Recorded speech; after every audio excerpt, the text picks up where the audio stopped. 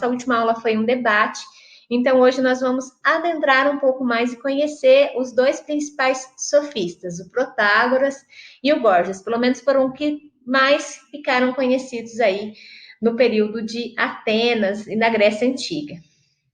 Vamos começar também, a gente vai nessa aula utilizar o livro didático, então eu vou fazer a leitura de alguns trechos, peço que vocês me acompanhem para a gente dar continuidade nesse pensamento.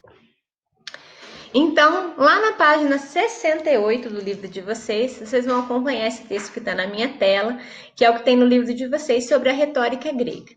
Bom, vocês já viram, perceberam, né, que falar e convencer outras pessoas daquilo que a gente acredita é uma coisa muito difícil e delicada, né? Falar em público já exige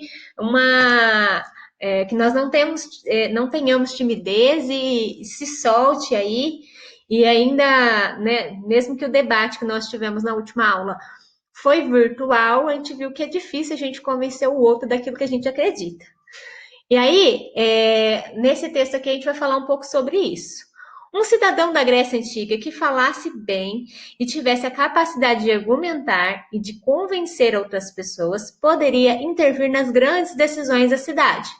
Ele seria um cidadão poderoso. É aquilo que eu falei para vocês. As decisões tomadas lá na Grécia, elas eram tomadas em assembleias públicas. Então, as pessoas que conseguiam falar bem, articular, entender como convencer as outras pessoas que estavam ouvindo ela ganharia muito poder por isso, porque ela poderia convencer as outras pessoas daquilo que ela queria. O poder de expressar ideias claramente de maneira a persuadir seus ouvintes era uma arte de ser aprendida e ensinada, mas não bastava adquirir o domínio do vocabulário, era necessário aprender como argumentar. E aí a gente vê que é muito difícil convencer as outras pessoas por meio dos nossos argumentos, né? Quantos de vocês conseguiram convencer um colega aí daquilo que vocês acreditavam? Pelo simples ato de argumentar. Difícil, né? Por isso, a maioria dos sofistas dava aula de retórica, que é a arte de bem utilizar a palavra para persuadir ou convencer os ouvintes. Muitos sofistas ficaram conhecidos por esses ensinamentos e cobravam caro por eles. Então, eram os professores aí particulares, cobravam muito caro para ensinar aquilo que era uma das coisas mais importantes da Grécia Antiga, que é falar bem. Aí, passando aí o texto, ainda na mesma página, na página 68, nós encontramos esse texto aqui, que é as reflexões sobre o ser humano. E uma das coisas que foi muito importante dos sofistas é que não só eles influenciaram, ensinaram as pessoas, né, a arte da retórica, de falar bem, de persuadir os ouvintes, mas também eles foram os primeiros a se preocupar ali, que se tem registro no Ocidente, com questões voltadas ao ser humano. Então, o Giovanni Reale, por exemplo, tem um trechinho aí dele. O Giovanni Reale é um importante escritor aí da história, e ele também comenta algumas coisas da filosofia, e ele tem esse trechinho aí no livro de vocês. É exato afirmar que, com os sofistas, inicia-se o período humanista da filosofia antiga. O que significa isso? Primeiro, a palavra humanismo tem a tradução no livro de vocês. E segundo o livro de vocês, ali na página 68, humanismo é a filosofia que se preocupa com as questões humanas. Então, o humanismo é uma corrente de pensamento que vai se preocupar com questões relacionadas ao ser humano. E aí, os sofistas foram um dos primeiros a se preocupar com essas questões, lembrando que na Grécia Antiga, que a gente estava estudando, os pré-socráticos, que vem antes dos sofistas, eles estavam preocupados com a origem do universo, com a origem da natureza, e aí vem os sofistas que começam a se preocupar com a vida, com as criações, com o tipo de sociedade que eles vivem. Então, vão ser os primeiros caras a pensar em questões relacionadas ao ser humano. Não só, né, a arte de falar bem, mas outras questões também. Na página 69 do livro de vocês, aí, pessoal, lá na página 69, como eu falei para vocês, nós temos primeiro essa imagem aqui. E ela tem uma legendinha, vou ler para vocês.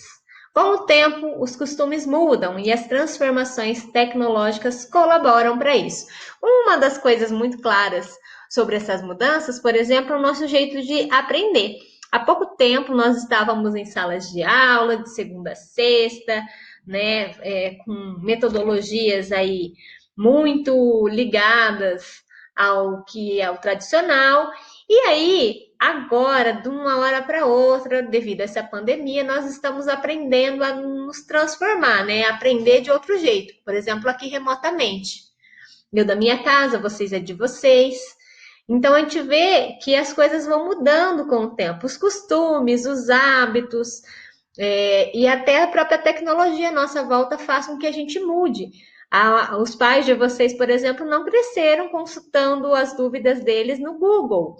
Ou então os avós de vocês nem tiveram acesso à internet como vocês estão tendo agora, né? Então, todo o processo de aprendizagem deles, por exemplo, foi diferente. Graças à tecnologia, vocês têm um mundo cheio de recursos à volta de vocês que devem ser usados com muita responsabilidade, né? Porque tudo demais também faz mal. Enfim, gente, vamos falar agora sobre esse texto da página 69.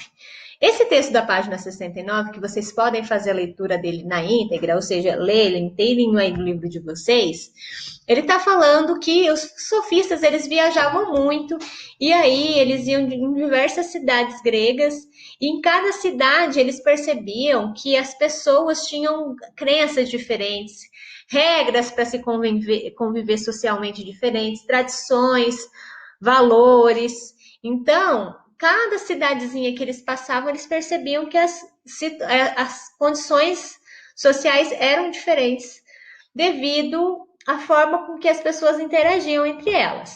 E aí o livro traz para vocês nesse texto um exemplo de uma professora que, vamos supor que ela comece a dar aula durante um ano em grandes cidades da América do Sul. Então vamos supor eu, Bruna, vou dar aula em grandes cidades. Então primeiro eu vou passar lá em Buenos Aires, na Argentina, depois eu vou passar um tempo em Caracas, na Venezuela, depois de uns 2 anos eu vou ali para Lima, no Peru, e antes de voltar para o Brasil ainda, eu moro um tempinho ali em La Paz, na Bolívia.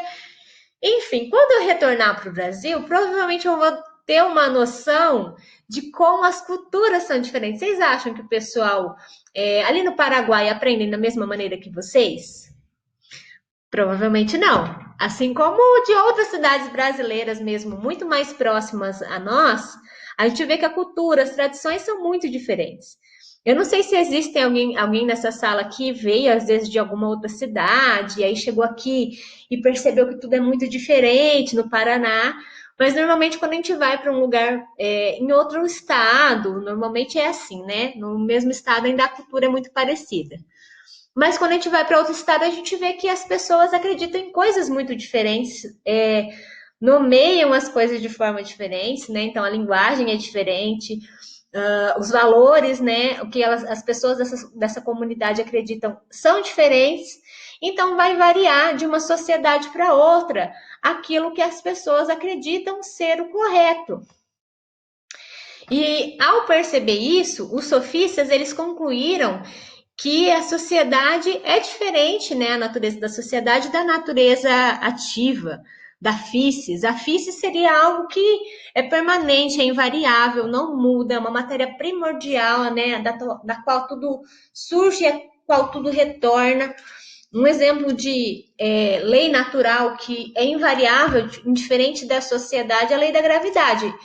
Aqui no Brasil, lá na China, na África, em qualquer outro lugar do mundo, do planeta Terra, a gravidade ainda vai ter as mesmas leis naturais, o mesmo princípio de segurar todo mundo preso aqui a essa camada aqui de terra que nós vivemos. Então, as leis naturais, elas não costumam mudar, né? Agora, as leis humanas, elas vão variar de acordo com cada sociedade.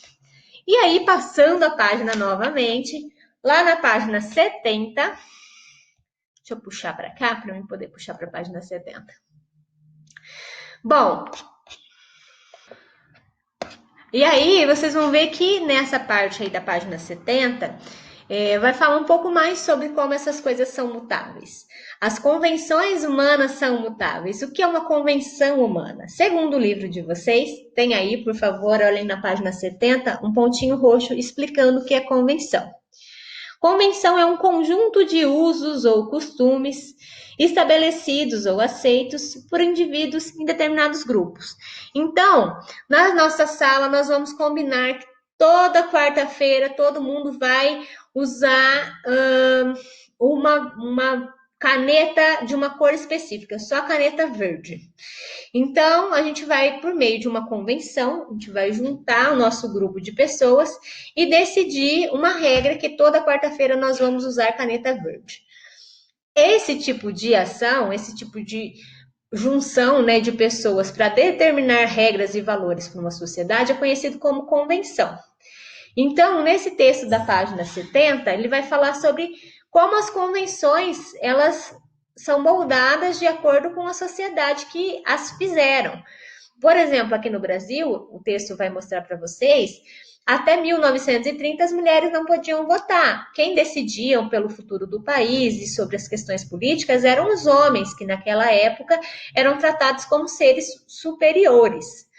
E aí, após 1930, as mulheres conquistam esse direito ao voto, elas começam a participar mais ativamente na política, passa por um período em que ninguém mais pode votar no Brasil, e aí, recentemente, depois da Constituição de 1988, as mulheres podem voltaram, né, assim como os homens e as outras pessoas da sociedade brasileira, podem votar. Então, vocês percebem como as convenções elas vão mudando. Se em 1900 era impossível uma mulher pensar que ela poderia escolher o futuro dela, o futuro do país, agora, em 2020, nós podemos pensar a sociedade, né? Podemos escolher o nosso futuro. E eu, enquanto mulher, fico muito feliz por essa conquista. Não só podemos escolher, como podemos fazer parte ativamente, né?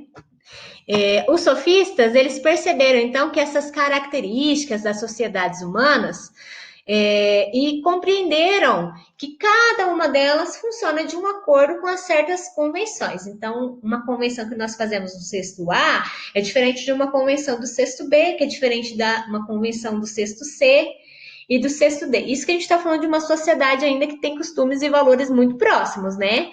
Mas agora vocês imaginem uma cidade de Maringá decidindo algumas regras e leis vão ser completamente diferentes de uma cidade lá de Santa Catarina decidindo as mesmas regras e leis para aquela cidade. Então varia de acordo com as pessoas da sociedade que estão ali no meio dessa convenção. E essas convenções, elas foram criadas por pessoas, né, que acreditavam que poderia mudar, que poderia fazer a diferença aí de acordo com cada sociedade. Enfim, no finalzinho da página 70, nós temos essa imagem maravilhosa, que são das primeiras eleitoras brasileiras, né, na cidade lá de Natal, do Rio Grande do Norte, em 1928. Então, as leis e os costumes de uma sociedade, como eu disse para vocês, elas mudam com o tempo. As mulheres, elas sempre puderam, elas nem sempre puderam votar no Brasil, e só em 1933, como eu disse para vocês, é que elas tiveram esse direito garantido por lei em todo o território nacional. Então, as coisas mudam de acordo com os tempos e de acordo com as convenções que são feitas na sociedade. E aí, pessoal, na página seguinte, na página 71, nós vamos começar a falar sobre um sofista, o Protágoras. Entre os sofistas mais conhecidos, né, existiram vários sofistas, não foi só esses dois. Mas os mais conhecidos foi o Protágoras e o Gorgias. Eu vou falar primeiro do Protágoras. Vou fazer uma leitura e vou falando com vocês. A frase mais conhecida do Protágoras é: o homem é a medida de todas as coisas.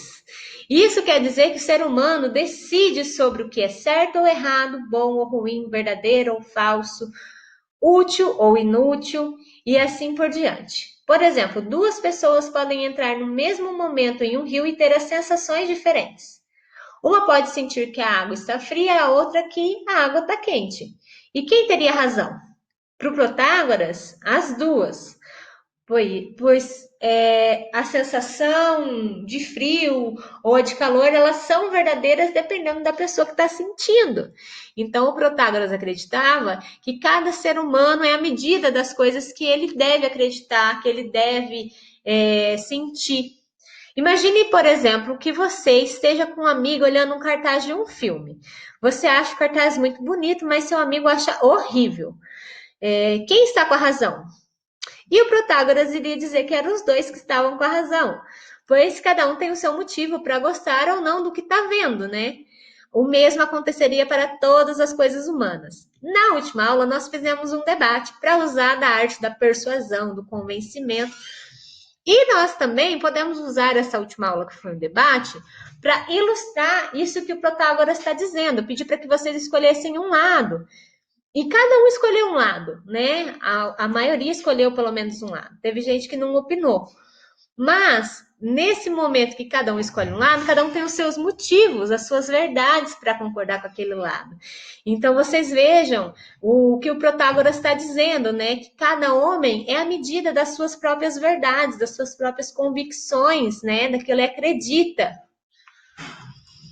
E aí, as consequências desse pensamento é que para o Protágoras não haveria uma verdade absoluta, uma verdade única. Em outras palavras, a verdade dependeria de cada pessoa que está pensando aquilo. A existência humana, tudo seria relativo, então tudo varia de uma pessoa para outra. E seguindo essa ideia, o que é verdadeiro, justo e bom para mim pode não ser para uma outra sociedade, para uma outra pessoa. E aí, os filósofos que nós vamos ver mais para frente, Sócrates, Platão, eles vão criticar esse tipo de pensamento. Eles acreditam que deve existir só uma verdade que deve valer para todas as situações da sociedade. A gente não pode variar a verdade de acordo com cada grupo, não. A gente até comentou sobre isso numa outra videoaula que eu fiz, na videoaula anterior, falando sobre, né, essa questão da verdade ser relativa ou não, né? Ela pode mudar de acordo com cada grupo? Será? Vamos falar um pouco mais então sobre quem era o Protágoras. Aí no livro de vocês, também na página 71, vocês vão encontrar essa mesma figurinha que eu vou ler para vocês. O Protágoras nasceu em aproximadamente 490 a.C., muito tempo atrás, lá na cidade de Abdera, e morreu em cerca de 420 a.C. Foi o mais conhecido e antigo dos sofistas. Ensinava quem queria ser sofista ou seguir a carreira pública.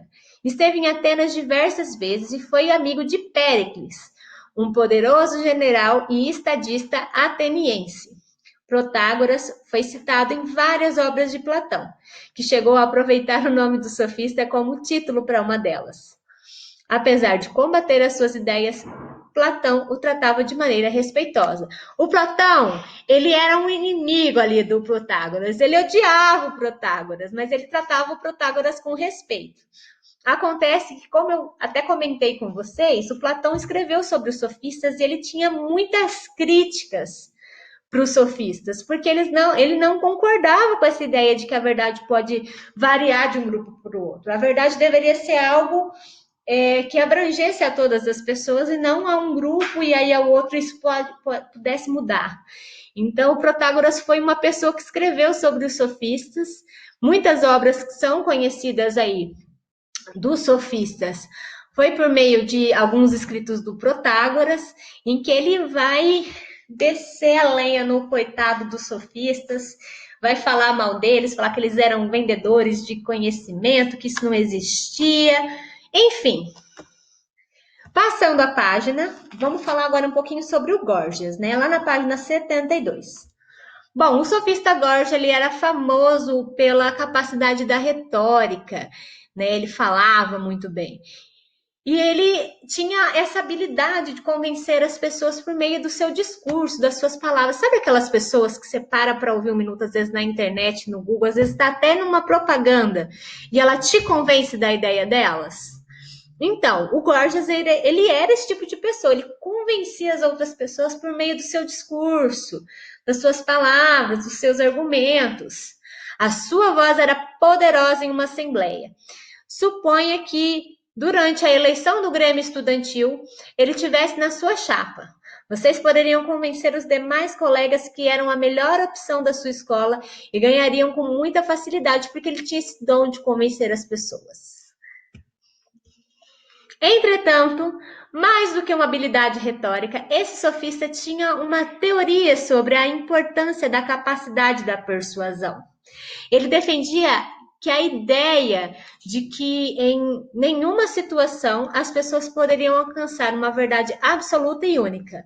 Então, uma situação ela provavelmente teria mais de uma solução para ela. Para os sofistas, mesmo que o ser existisse, como afirmava lá o Parmênides, ele não poderia ser conhecido pela razão humana. Então, caberia ao indivíduo, né, a cada um, analisar cada situação e determinar o que deveria ou não ser feito. Então, não podia ter uma verdade que ela resultasse na explicação ou na resposta de várias coisas. Porque essas coisas poderiam mudar o julgamento de uma coisa para outra de acordo com a situação que ela aconteceu, com a sociedade que ela está. Vocês estão percebendo que os sofistas eles acreditavam que as coisas mudavam de acordo com os grupos, né? Inclusive a arte da persuasão, ela não servia ao mesmo discurso, o mesmo argumento para várias situações. A cada situação você deveria criar um novo argumento para justificar aquela situação. Além disso, por não existir nada absolutamente verdadeiro, eles não acreditavam que existia uma verdade única que jamais mudaria.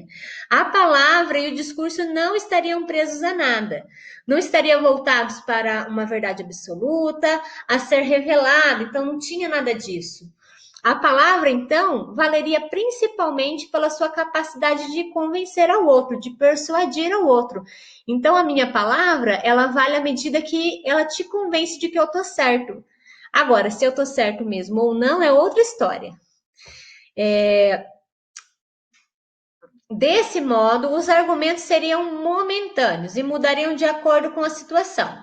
O bom retórico, né, a pessoa que fala bem, seriam aqueles capazes de convencer as pessoas de diferentes situações, independente de dizer a verdade ou não.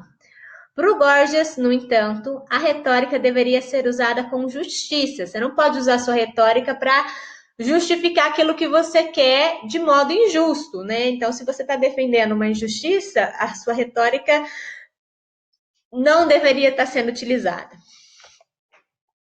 Mas aí a gente também tem várias críticas aí, principalmente do Platão, a essa questão de usar a retórica, a persuasão para convencer as pessoas de coisas que não eram verdades. E aí a gente entra num certo atrito aí entre se o Gorgias estava certo, se ele estava errado, porque a gente tem outros pensadores que vai fazer uma crítica aos sofistas dizendo que esse tipo de coisa de ensinar, né, você argumentar bem e convencer o outro, e aí a sua persuasão equivale acima de qualquer outra coisa, pode ser muito perigosa. Vou falar um pouco mais sobre o Gorgias, tá? O Gorgias ainda na página 72. Ele nasceu em Leutnus, colônia grega do sul da Itália, aproximadamente em 438 a.C., e morreu em cerca de 376 a.C. É isso mesmo, ele viveu mais de 100 anos. Viajou e ensinou por toda a Grécia e adquiriu a fama dele, né, em Atenas.